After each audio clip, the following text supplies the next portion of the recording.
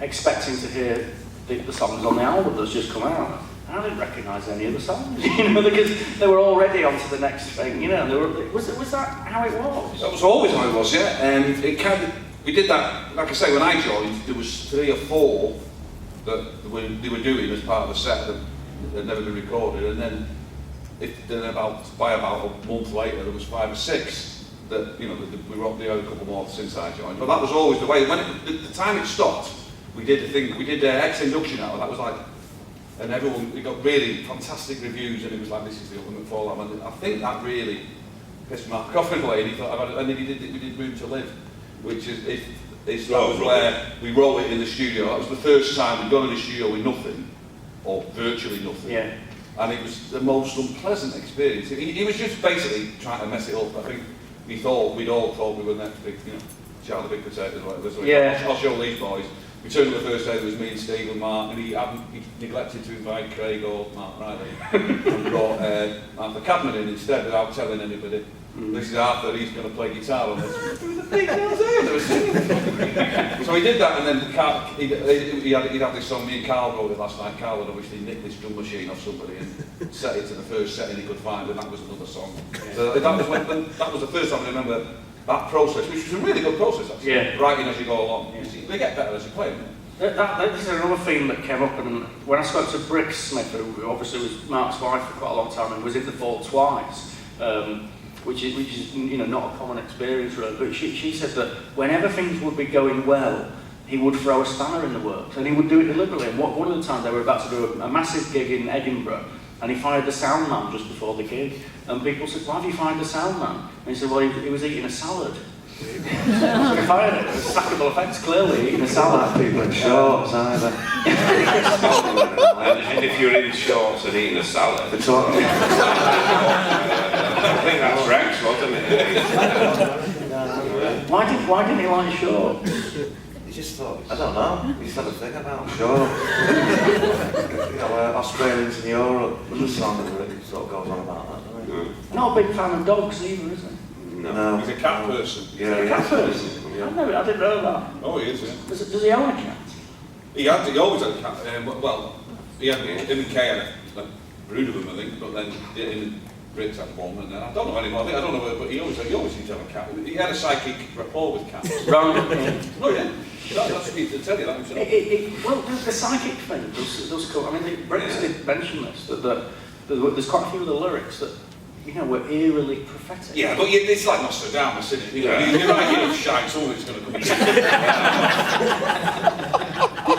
He never knew he predicted it until it happened. Too late to do anything about it. What was it like being around him, sort of day to day? Sometimes it could be great. Yeah, it'd be a right laugh. You know, we used to go out quite a lot on tour when he was, you know, after he finished with Brits and all that. Other times it could be a nightmare, but you just keep your head down, get out of the way. Did you find someone else to have that pattern? Strategy. Coping strategies, yeah. Yes. You have to try and work your day around what mood you're in. Yeah, basically. I think when he got really bad with Steve, I think he was always in one mood, wasn't he? So that was familiar. Did he change a lot? Because you know, you were in 19 years, which you were the longest serving. Well, I mean, people tell me he did, and like Briggs, I think, when she left and then came back, she saw like a massive change. Yeah. But when you're seeing that every day, like I was, it's such a gradual thing. Yeah. You seem to notice. Yeah. But then for other people who've worked with us before and worked with us again, thought, God, what's happened to Mark? You know? What was the big change? The biggest change? What, after Brits?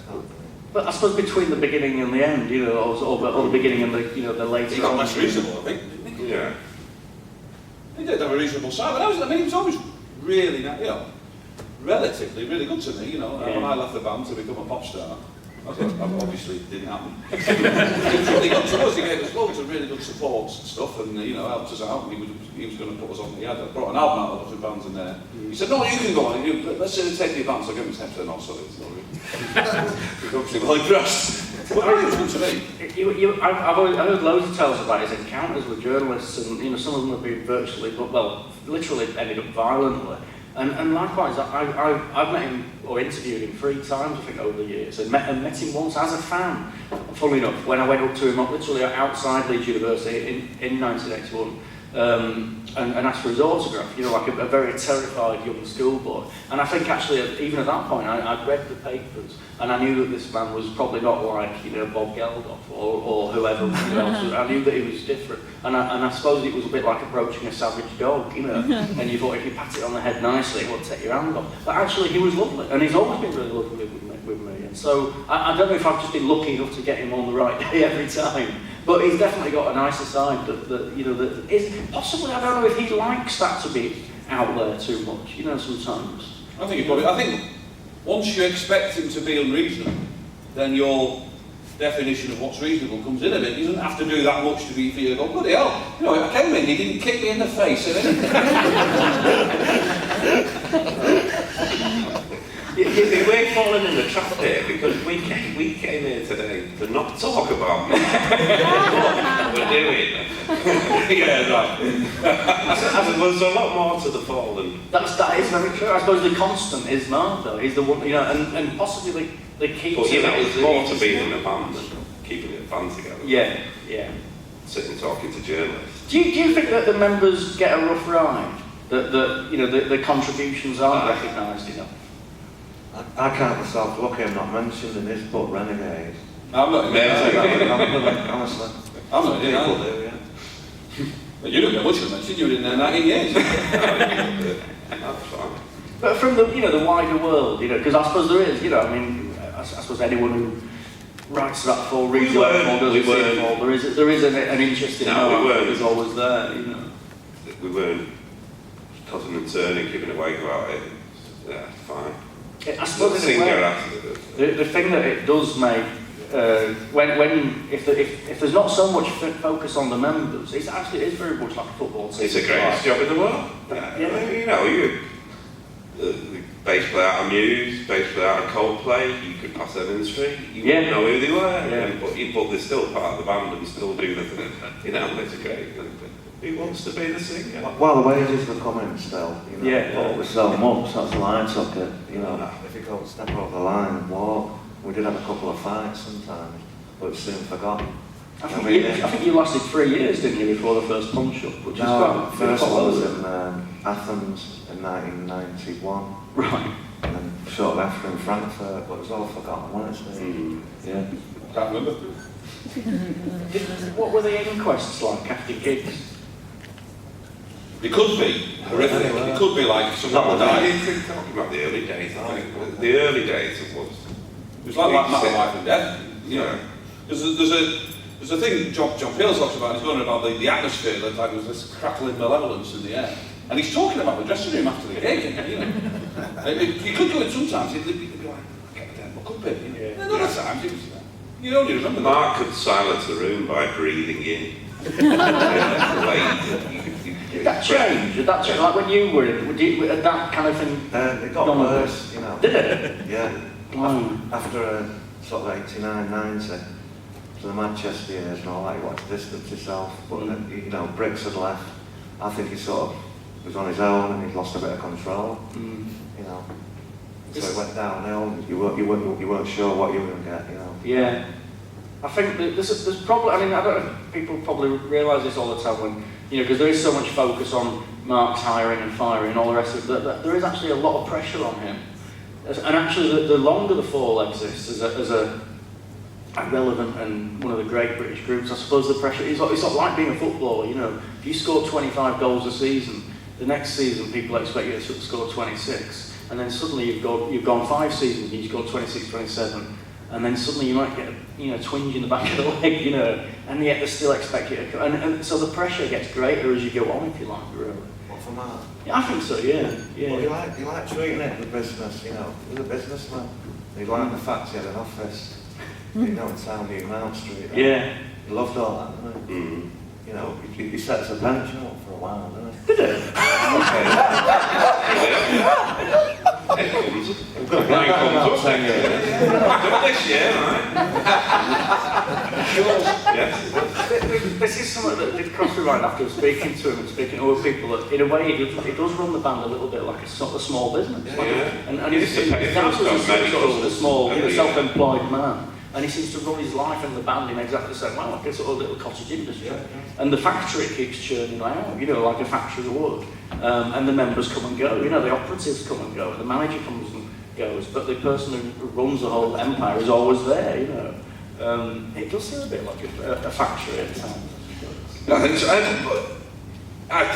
There's been a couple of times, like when Steve left, and the three of them left, and I thought that, there's been a couple of times since then we thought, he's got to be in now. But you've got to say, the way he comes back, it's amazing. Oh, amazing. Unbelievable. Really?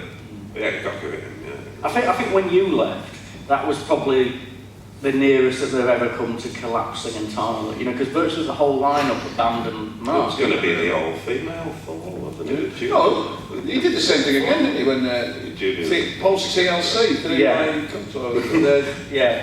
that was the same thing. They left him with. I suppose they've not been there as long, I suppose when Steve went, 19 years, that's the real sort of taking the chassis away from the vehicle, I suppose, I don't think he ever thought I'd leave. The gist I got from when he got back from New York was that he wanted Carl and Tommy out, and he thought I'd just sort of go back and go along with it. What did make you leave? Oh,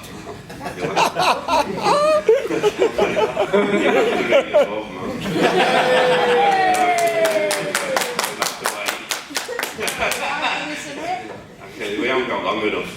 I think what made you stay so long to be there? Yeah, well, like the Shawshank Redemption, I was like institutionalized. I didn't know anything else. Like that film when the guy leaves prison and he doesn't know what to do with his life. I was like that. Does it change you being in the fall? Changed me. I was only 16 when I joined. 20, 21, made me who I am, to be honest, being in the fall. Great, actually. Yeah. Fantastic. I wouldn't have changed a minute. I know people seem to think that it was hell, but we were travelling the world and making music. We had to put up with a pain in the ass and we had to do it. It's only if people look at a band and you think, right, she's a quarter of the band, or whatever, which in a way I can sort of understand. But your boss is a bit of an arsehole isn't the worst thing in the world. If your boss is a bit of an arsehole and he just took to Australia for 6 weeks, my boss is a bit of an arsehole now. He wouldn't take me to the coffee machine, I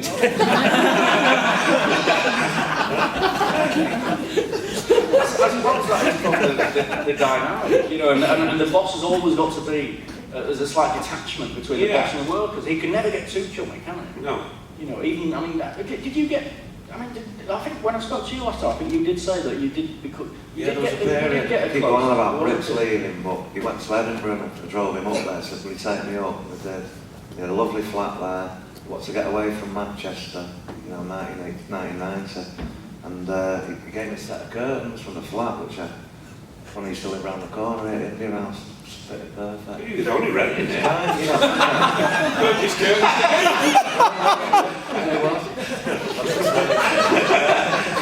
That's the sort of guy he was. He did have a someone else's curtains.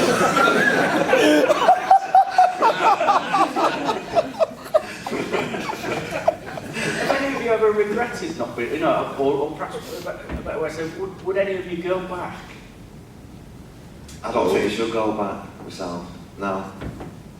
What if you rang up and said, I need a drummer, we've got a gig at, we're playing Glastonbury tomorrow night. I'm too busy with the people I'm with now, big unit. Steve? He can't play the drums, he wouldn't. For starving children. No, there is a lot of talk about these bands do get to, I do have sometimes have a fantasy of getting the ex-induction lineup maybe together and doing a tour of The album. The album. I think maybe. It never happened. It never happened. I don't think it matters. Sometimes have a daydream. You wouldn't have.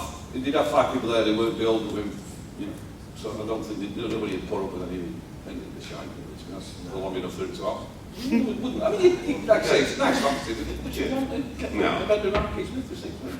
I'm not sure I would. Have you seen him since you left? Not since Steve left. I've not seen him. I've seen Steve a fair bit when I I used to go see the forward Steve when he played Matt and Simon, obviously. I've not seen him since, well, was it, I think it was, just before you went to America, you played that, what's it called, Sankey Soap, is it? Yeah. And I thought that was the last time I saw them. And they were terrible. Oh, Awful. awful. That was with Tommy and Carl, wasn't it? It was shocking. But no, I've not seen them since. You've seen them before, haven't you, since you left? Just once. Just one? Yeah. What was Well, there was the Nightmare Sons band supported them, but I That's didn't stay around for them to watch the fall. You didn't? No. I saw him at the Frank Fest about a year and a half ago, Frank Time-Bottom night. Right. It was actually very good. Yeah. Mark was that night. Yeah. All his lines were in the right place, no problem, no shouting. It was good, but then I seen him again the other night on YouTube and it wasn't so good. I think it's always been like that. I think, and that's, in a way, that's part of the fascination, that you go and see a modern band, or actually both bands really, and you know what songs you're going to get. You know which bit the singer will say, you know, we wrote this in a hotel in Cleveland, or Hello Newcastle, etc. With the Fall, the one thing, if you like, that was constant from the late 70s to today is that you've no idea what's going to happen. And I mean, in the last couple of years, I've seen the Fall where they've been absolutely the epitome of a professional unit, almost weirdly professional, where it's been solid, rock solid, and everything in the right place, like you say. And then another night, I went to see them at Leeds University about 18 months ago, and it was the most shambolic Fall thing I've ever seen in 30 years. And it ended up with people on the audience, grabbing the mic in from the audience on stage, grabbing the microphone and saying, I want my money back. Mark had been on stage all night. He'd sang half the gig from in the dressing room. But there were still moments of greatness. Yeah, but I think your hardcore Falls kind of likes that. Because if you went and it was professional every time, you'd get kind of bored of it. But something like that, and you've got something to talk about, really, just go on the website. Do you have a lot of interaction with the hardcore Fall fans? I mean, I'll have a look at the website now and again. You get a very warped view of the world if you look at that message board. Get a life, come on, man. They're only a band at the end of the day. I mean, I've been for 5 years, I don't think about how much you do.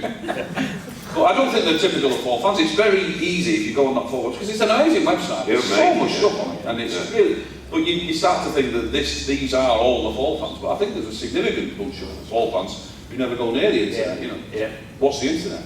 You're not got that far yet, I think they seem to divide into two groups, the people that kind of casually see the Fall, and then this group that are really, they go to every gig and they are very obsessive. But it was always like that. It was like that in 1981. You go and see one gig and you go to the next sort of, gig a couple of weeks later and you recognise half the crowd from the other gig.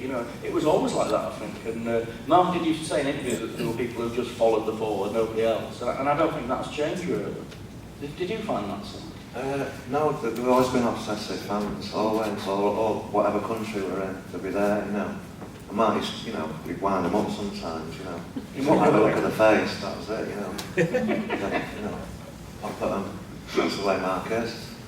That's the other thing that's fascinating about the Fall, that the fans they're not treated badly, but they're not exactly, they're not given the cuddle that they sometimes get. Although, to be fair, equally, they're not ripped off in the way that some bands, there's a real industry about exploiting the fans' desire to own the carrier bag of the programme and all the rest of it. Have you seen some of them Fall compilations? Oh, come on. Not ripped off. Well, I don't who controls them though? Because that's the other side of it. There's been so many record labels over Not the me, years. Half of those are sort of borderline of bootlegs, aren't they? Well, yeah, but, the bootlegs, that's the cottage industry on its own. It's different, isn't it? If I've got to take to a gig and I make it available, that's one thing. When the band again, I think it got to the point, I think he's run out of cassettes under his bed now, but there was a point there was one every week, wasn't there? I mean, I don't, Were they coming from home? I find it very hard to believe that anybody else would have access to that many. I don't know, I don't know whether he sold them and then somebody else got hold of them and decided that, but there comes a point, doesn't there, where there's just too much. Especially if it's being put out as official product. Bootlegs are great, but, if you're putting it out as with the Fall on, I think it's a bit much, really, to be honest. Especially when the athletes have got the same stuff on. Yeah. I suppose that does happen with most bands where they've been around a long time. I mean, the Who are another band that seems to release virtually every demo tape that's ever come out. But I always thought a lot of the fall ones, they seem to result from the fact that they've been on so many record labels that there's just literally no control over all the tracks anymore. Lost, yeah. And I've spoke to members that would get royalty checks for one thing that they didn't even play on. What's that? What's that? Yeah, exactly. Royalty check. Well, you keep saying it's royalty check, what are they? Did you ever get anything like that? Yeah, but royalty checks, are they? No, you will not me, I know.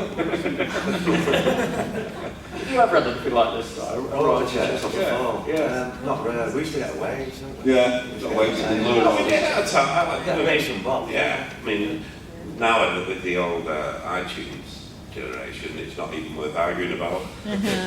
You get these statements that are like this, and they come through the door, and you think, oh, that's a penny a track. update, half a p.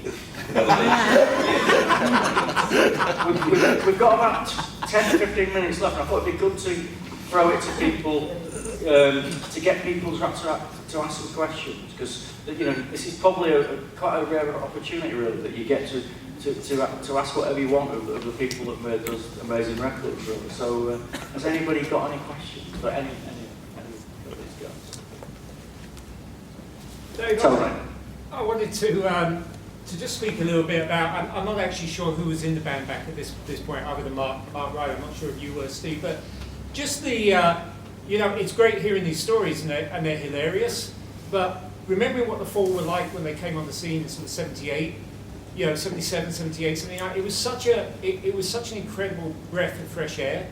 And growing up in London, where there was one music scene, it was like the first introduction to something from clearly from the north, in a way that like the Buzzcocks and so on weren't. And this simplicity of it was really like a bit of a hammer over the head. It was like, did they mean to record it this cheaply? And the answer was yes. And I think those initial tracks, It's the New Thing and Industrial Estate, that were almost like taking the piss out of the idea of the pop song, but just really, really, really powerful aspects. I think that's what got a lot of people into the Fall. And if you don't mind me just sharing this for a moment, because I was lucky enough to interview the two Marks actually back in '79 when the second album was coming out. And Marky Smith was lovely at that point. I mean, and subsequent encounters were as well. But I've got here because I asked him. It's quite funny because I asked him what his ambitions were for the Fall, and he said to keep it going as long as I can. And so you've got to figure he succeeded on that one. And the other point I just wanted to make from his interview then was because I think it's really relevant to what you're even talking about there. Is he says. I think I asked him whether that line from the Witch Trials, "I still believe in the R&R dream," was serious or sarcastic. He said it was half and half, and then he says, my attitude is that we are rock and roll and no other fucker is. Audiences don't know who's a good musician, but they know what's good. They feel it and they know it's good. It's like me, I can't sing, but I know what I'm doing is good. And I know that rock and roll is not the playing of instruments. You don't play instruments in rock and roll bands, and bands that do are copping out, in my estimation. I just sort of think that's like, gives you a little bit of an idea of where his head was at originally. I'd be interested in knowing, for those who came on board afterwards, if they think that is Mark at his best, isn't it? That really sums up the whole thing of the Fall, which is what we got into as fans. I mean, I was there that day when you interviewed him and Mark Riley. I didn't say anything. I was it's there. not forgotten. But yeah, that is the band that we got into, basically. Mark was amazing then, and his basic idea is to have his lyrics over simple rock and roll music, which is, we've sort of deviated from that a bit over the years, but that's the basic idea of the Fall. Well, that lineup, that with the Martin Brahma and Carl Burns, don't really bother who the bass player is. But them three, Marky Smith, Martin Brahma and Carl Burns, I saw them a couple of times. I thought they could have been the biggest band in the world for them. I mean, I'm glad they weren't in a lot of ways, there's lots of big bands, but they were so good, and I think they got that good. I think that Mark didn't want, they became that good. I mean, you can say what you like, but Carl Burns is a fantastic musician. Mark E. Smith can say he doesn't want musicians in a band, but When I saw The Fall in 1979, 78, he was the best drummer in the world, if not the best drummer in the country, if not the world. He was amazing. And then, to Mark's credit, he kind of changed it. Carl thought he was going to be, you know, he was never going to be the biggest band in the fall, so he left and he went to Public Image and he went back. But he came back because I think he realised that it's better to be in a band like The Fall than it is to be a great drummer in a band that isn't so good.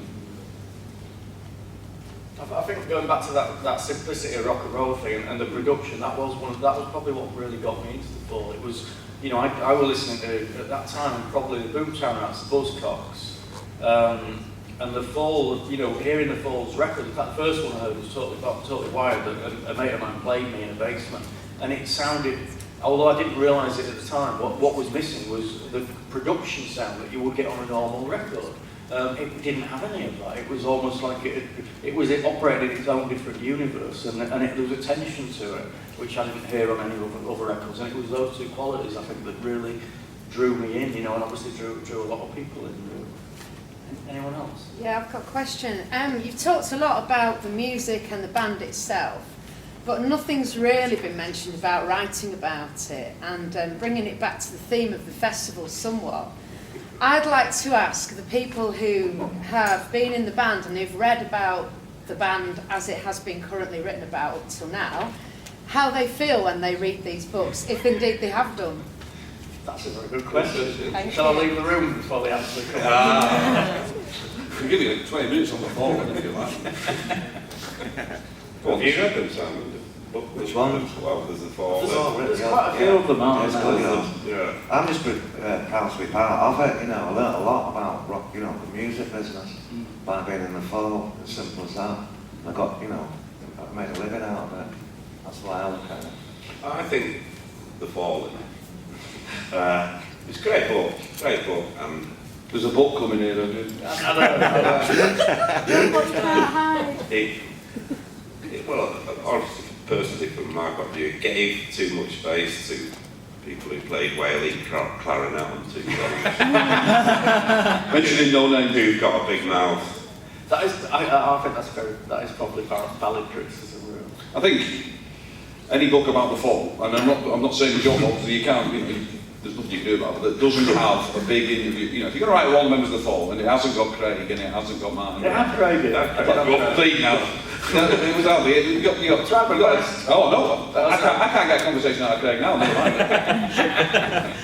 But he's not the easiest person to talk to, never mind interview. I'm not, like I say, I don't, it's not your fault, but I think if you could get Steve, Craig, and Martin Brahma between them, I think, and maybe Briggs, they're the ones you really want to hear about. I did actually. I went to see Martin Brahma actually about a year ago. He lives up in County Durham then, which is not that far from here in Yorkshire. And you know, he was going to be in the book, and then I got this very strange message. You know, basically it had some kind of a weird legal threat or something, and could no longer speak to me. And which it transpired it was just cobblers really in the end. But he was fascinating to talk to.